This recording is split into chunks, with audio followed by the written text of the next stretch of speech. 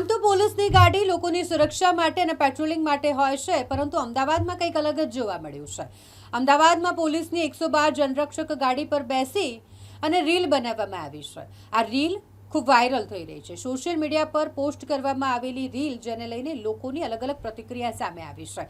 Ahmedabad riverfront પરનો આ video કે જે હાલ ખૂબ વાયરલ થઈ રહ્યો છે અને આ રીલ કે જે પોલીસની 112 જનરક્ષક ગાડી પર બેસી તેના બોનેટ પર બેસી બનાવવામાં આવ્યું છે, એટલે પોલીસની કામગીરી સામે પણ સવાલો ઊભા થઈ રહ્યા છે।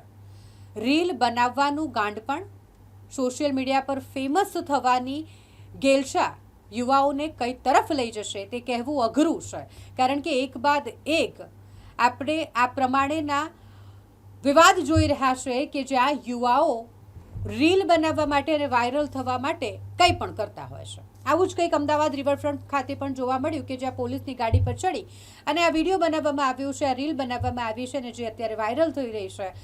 જે મામલે પોલીસ ઇન્સ્પેક્ટર દ્વારા જણાવવામાં આવ્યું છે કે આ રીલને લઈને, વિડીયોને લઈને અમે તપાસ કરી રહ્યા છે, કારણ કે તપાસ એ કરવાની છે કે રિવરફ્રન્ટ પરનો 112 ગાડી પર બનાવવામાં આવેલો આ વિડીયો પૂર્વ તરફનો છે કે પછી પશ્ચિમ તરફનો છે। સાથે જ આ 112 જનરક્ષક ગાડી પોલીસની જેનો નંબર પણ નથી દેખાતો, એટલે આ મામલે હજુ તપાસ ચાલી રહી છે અને જો તપાસમાં ગંભીર ગુનો જણાશે તો પછી કાર્યવાહી પણ કરવામાં આવશે, પરંતુ પોલીસની કામગીરી સામે પણ સવાલો ઊભા થઈ રહ્યા છે।